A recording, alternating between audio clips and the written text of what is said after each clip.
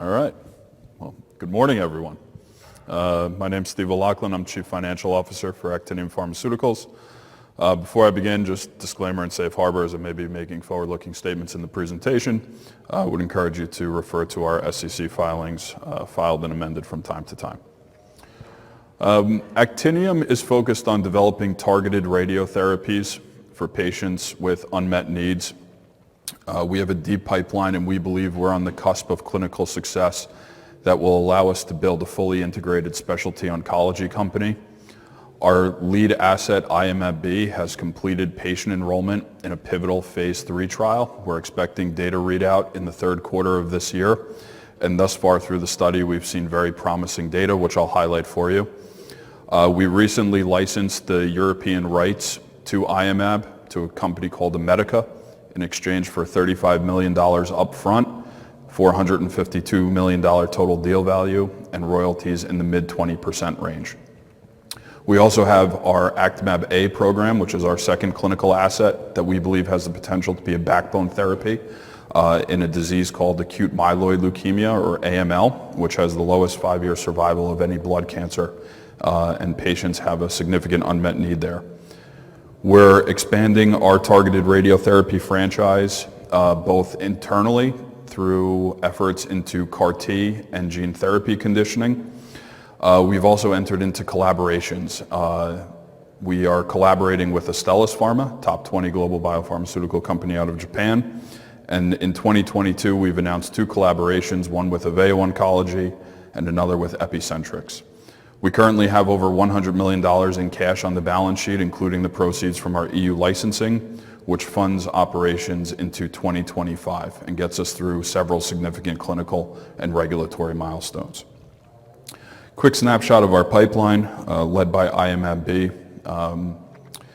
We've evolved Iomab-B to go beyond its initial indication, and we see a multi-billion-dollar market opportunity as we build out the profile of that drug candidate. And then one of the things that we're very excited about is our technology platform and R&D capabilities. We've licensed technology from Memorial Sloan Kettering.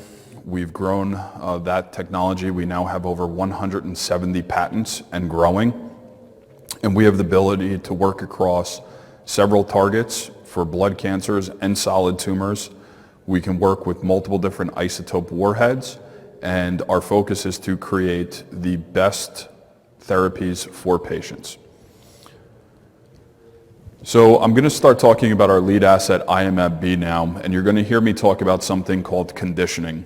And this is in the context of a bone marrow transplant or a stem cell transplant. So for patients with blood cancer, unfortunately, many patients will relapse, their disease will come back, or they'll be refractory. They won't respond to therapy. And at that point, the only potentially curative treatment option for these patients is a bone marrow transplant. However, to get to a transplant, patients need to be conditioned, and they need to have their disease put into remission. 2 things that are not very easy to accomplish, and current approaches are lacking. These are non-targeted chemotherapies that have been around for decades, and external radiation.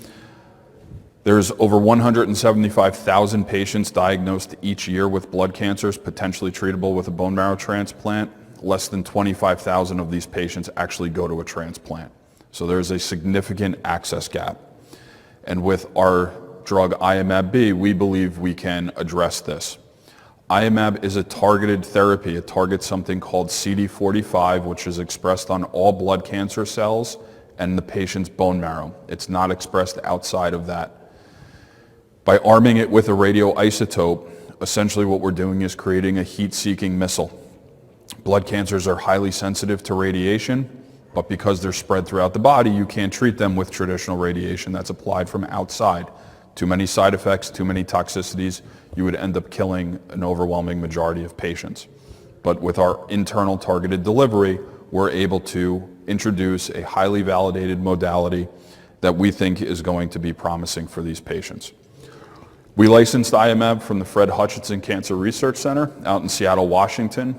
They are pioneers in the field of transplant. They started this in the 1950s and early 1960s. And along the way, they realized that there was an issue. And that led them to develop Iomab-B, which they've studied in about 300 patients, 6 disease indications, 11 clinical trials, with a very consistent profile. This drug got patients to transplant, it was well tolerated, and patients had better outcomes, including some patients who are actually cured. We saw this data, and particularly the data that you see here in these charts, which was the most recent completed phase 1, phase 2 study before we licensed Iomab, that showed a 3-fold increase in overall survival at 1 year, and at 2 years, nearly 20% of patients who got Iomab in a transplant were alive, compared to 0% of patients. And that's the reality in these acute leukemias, lymphomas. If you relapse, if you're refractory, your chance of 2-year overall survival is 0. So we took that data after licensing Iomab, and we went and met with the FDA, and we designed what is the pivotal phase 3, what we call Sierra trial. This is a randomized trial. Patients either get Iomab or physician's choice of therapy. There is no standard of care in this patient population, so there are literally 20 agents that can be used in the control arm, including newly approved targeting agents. This is a registration-enabling study. This will support an approval for the FDA if we meet our primary endpoints. The primary endpoint of the study is 6 months durable complete remission. And one of the things that we're very proud of is that we conducted this study at 24 of the leading bone marrow transplant centers in the US and Canada, including MD Anderson, the Mayo Clinic, Memorial Sloan Kettering. These centers account for 1/3 of the transplant volume, which is an important point which I'll revisit in a couple of slides. The nice thing about having a completed phase 3 trial is that I have a lot of data to highlight for you. So this was data that was presented on full enrollment, 151 patients. This was presented at the American Society of Hematology conference in December of last year. And if you look at the middle column here, BMT engraftment, what this shows is how many patients were able to go to a transplant and then engraft, which is the first sign of a transplant being successful. And as you can see here, in the patients who got Iomab-B, 100% of these patients were able to go to transplant and they engrafted, which compares very favorably to the control arm where only 17% of patients were able to get to a transplant. So there was a 5x increase in bone marrow transplant access and engraftment through full enrollment.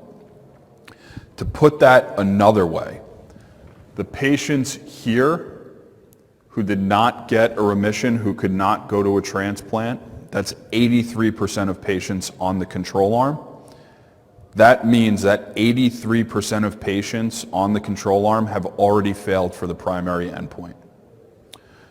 We then look at patients 100 days post-transplant, and we look at how many of those patients experienced a mortality. It was lower in patients who got Iomab than control. So what we're left with is a cohort of patients potentially evaluable for the primary endpoint, which is durable remission at 6 months at 100 days post-transplant. So over halfway there. And what we've seen is a nearly 5x difference in the number of patients potentially evaluable for the primary endpoint.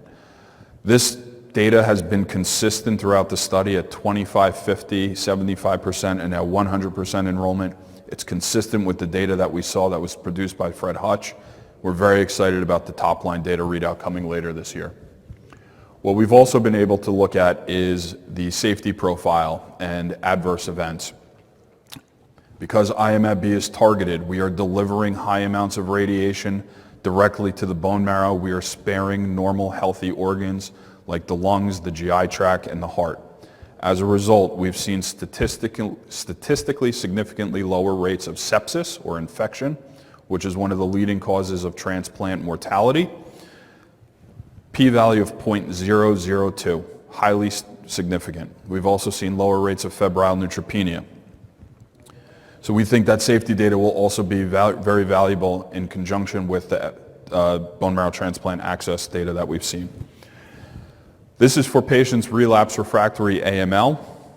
There's roughly 10,000 patients per year who become relapsed or refractory. So we see a several $100 million market opportunity on this initial indication alone, but we believe that this is just the tip of the iceberg for Iomab. And then looking ahead at upcoming milestones, we will be presenting updated data from the phase 3 trial this weekend at the Transplantation and Cellular Therapy Conference. So look for that. Top-line data expected in the third quarter of this year, and we will look to file our BLA to support FDA approval in the first half of 2023. As I mentioned, we recently licensed the rights to Europe, Middle East, and North Africa to a company called Immedica. Immedica is a fast-growing Swedish-based company backed by a private equity firm in Pillow, who has $900 million in capital under management. They're committed to building a specialty and rare disease company. Very impressive commercial regulatory capabilities. We believe that we have secured the ideal partner for Iomab in EU, which is a very large market for us. And we believe that the $35 million upfront and $452 million total deal value is very favorable for us and compares very favorably to other European licensing transactions. The market opportunity in the US is actually potentially larger.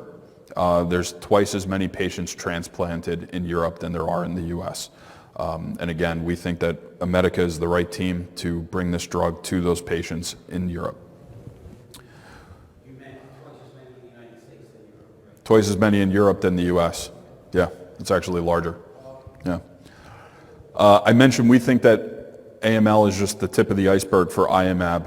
And one of the things that we've looked at is CAR-T, gene therapy. These are multi-billion-dollar market opportunities, and just like bone marrow transplant, to get these therapies, you need to be conditioned. Right now, non-targeted chemotherapies are used. It reduces access. It leads to suboptimal outcomes, in our opinion. So we entered into a clinical collaboration with Memorial Sloan Kettering, who is developing their own CAR-T. We were jointly awarded grant funding by the NIH, so we're not spending a lot of our money on this study. And what we're doing is using a low dose of our Iomab-B with Memorial Sloan Kettering's CAR-T with the goal of improving patient outcomes. And we'll have data from this effort this year, proof of concept data. What we like about Iomab-B is that it can be used in virtually any blood cancer for bone marrow transplant conditioning. It can be used for CAR-T conditioning. It can be used for gene therapy conditioning. Every one of those therapies is administered by transplant physicians in a very limited number of centers. There's about 50 centers in the US that perform 75% of the procedure volume. As I mentioned earlier, there were 24 sites in the Sierra trial that account for a third of the volume. So we've licensed the rights to Europe. We intend to commercialize this ourselves in the United States. And this is not going to take a very large sales force. We believe that we will be the best given our history with the drug, our knowledge of the drug, and our relationships with the leaders of these centers. Very strong tailwinds. Transplant is expected to grow significantly over the coming years, and we think that Iomab-B will only further help expand transplant. And when we start stacking up all of these indications that you see here, many of which we're already actively working in or completed phase 3 trials with, we see a multi-billion-dollar market opportunity. So quickly moving on to our second clinical program, Actimab-A. This is a program that we licensed from Memorial Sloan Kettering. We have studied it in about 150 patients, and we believe that this has the potential to be a backbone therapy in acute leukemias. We utilize this radioisotope warhead called Actinium-225, and that's how we derive the name Actinium Pharmaceuticals. Actinium is the most potent killing agent known to man. If you get a single piece of actinium to a cell, it will kill that cell. Cell has no resistance mechanism. It has no ability to repair itself. So if you pair it with the right targeting agent, we think you can create a very powerful and profound drug therapy. So we are studying this in patients with acute leukemia. We have completed 2 phase 1 trials and presented data, which I'll highlight for you now. And we will be updating on our clinical and regulatory development strategy this year. We believe there's a potential pathway for a registration trial for Actimab, which would give us second pivotal stage asset. So what we showed with Actimab was that in the phase 1 study, there was a 67% remission rate. This was a dose escalation study, so you start low and then you work your way up. So overall, 67% of patients had a remission, but this included low doses of Actimab, which we know are not potent enough. The dose that we're taking into a phase 2 trial had a 100% remission rate. Either way, whether it's 67 or 100, compares very favorably to the approved therapies that are out there. What is most exciting to us about Actimab is this figure here. 72% of patients achieved MRD negativity. What that means is MRD is minimal residual disease. These patients had no detectable disease at very, very finite levels using very, very sensitive equipment. A remission is defined as less than 5% of cancer cells in the body. MRD negativity goes to the 0.00001 or greater. 72% of patients got MRD negativity. MRD negativity has been associated with better outcomes, including prolonged overall survival. So we're very excited about this data. As I mentioned, we're going to be taking this into a phase 2 study. We will be providing an update this year in terms of our regulatory strategy, but we do believe there's a potential pathway for a registration-enabling study with Actimab. We're also studying Actimab in combination with a drug called venetoclax. This is a drug developed by AbbVie and Roche. It's approved in 3 blood cancer indications. It works well in patients newly diagnosed, but in patients who have relapsed or refractory disease or certain molecular markers, drug does not work very well. What we've been able to show thus far is that the patients who have a TP53 mutation, which is associated with very, very poor outcomes, 2 of the patients were actually able to achieve a remission, and 1 of the patients went on to have survival going out approaching 9 months, which might not sound like a lot, but in patients who fail venetoclax therapy, the overall survival is 1 to 3 months. So very, very favorable. We think Actimab, as I mentioned, has the potential to be a backbone therapy because it's targeted. It can be used to treat fit and unfit patients. We see a several thousand patient opportunity market here. But stepping back from our programs and just thinking holistically, we use radiotherapy. We just deliver it inside the body in a very targeted manner. Radiation's been used for over 100 years in medicine. It's used to treat 50% of all cancer patients. What we know is that when you hit a cell, a cancer cell with radiation, it causes a reaction. And we believe that there's a mechanistic synergy of our targeted radiotherapy with other drug categories, one of which is immunotherapy. I'm sure you've all heard of the PD-1 inhibitors, Keytruda, Opdivo, that are doing billions of dollars in sales. We think there's the potential to use targeted radiotherapy in combination with immunotherapies like PD-1s and others to improve outcomes. And we're now embarking on a very aggressive push led by our R&D team through collaborations to look at this. So just a couple weeks ago, we presented at the American Association for Cancer Research. We showed data that when using our targeted radiotherapy in combination with immunotherapy, we were able to significantly control tumor growth. Very exciting data. We're going to be working to take this forward into the clinic. We have 3 collaborators: Astellas Pharma, top 20 global biopharmaceutical company who paid us a 7-figure access fee and is funding our R&D efforts; Aveo Oncology, who we're working with one of their targeting agents moving into solid tumors; and then Epicentrix, who's a venture capital-backed company on the West Coast, who has a very novel immunotherapy that our R&D team is very excited about. So more coming from us, and I would stay tuned for additional updates from our R&D pipeline. So we think there's a very attractive market opportunity for our clinical assets, Iomab-B and Actimab-A. This is a concentrated call point, so in the United States we do intend to commercialize ourselves.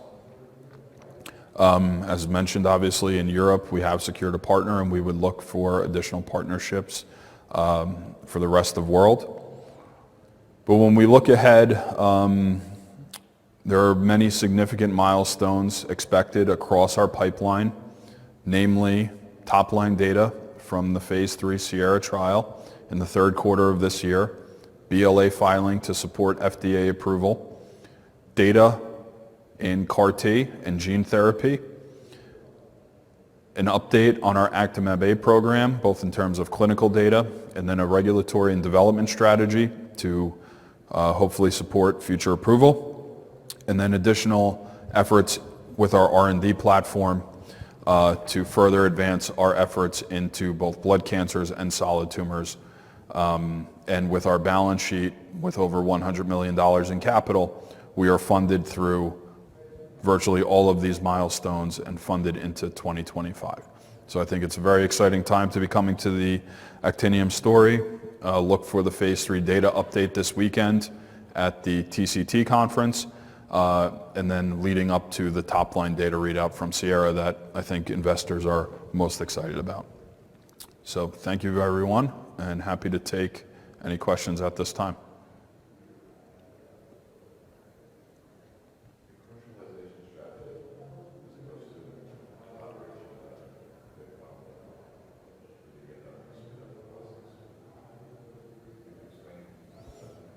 Yeah, sure. Sure. So question was, why are we pursuing commercialization ourselves? As I mentioned, this is a very concentrated market. There's about 50 centers that do 75% of the transplant volume that are our target centers. The phase 3 trial that we completed was done in 24 of these centers. So we already know the heads of transplant, we know the caregiving staff there, we know the coordinators. We know where the other 26 centers are. We know the heads of transplant there.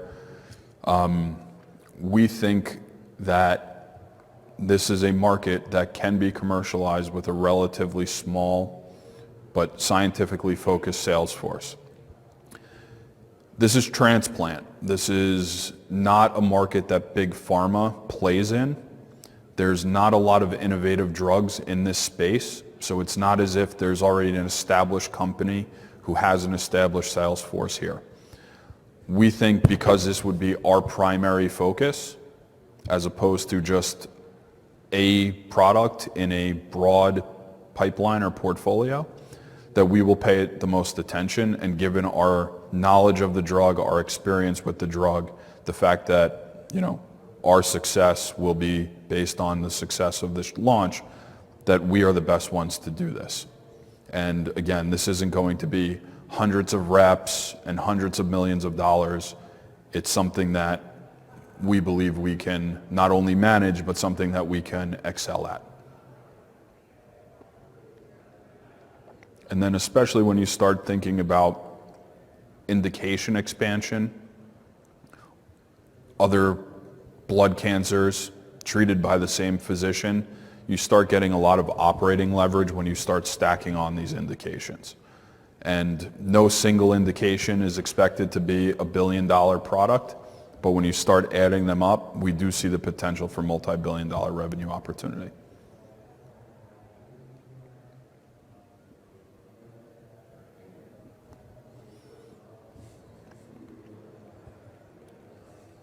Okay.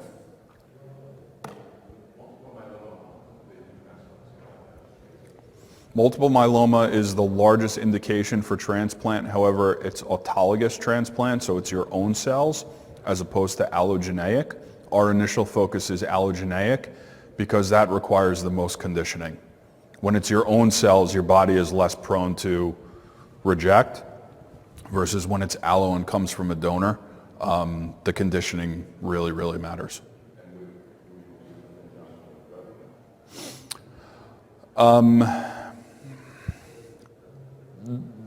Myeloma is going to be something that we will address down the line. Initially, we'll do leukemias and lymphomas, acute leukemias and lymphomas.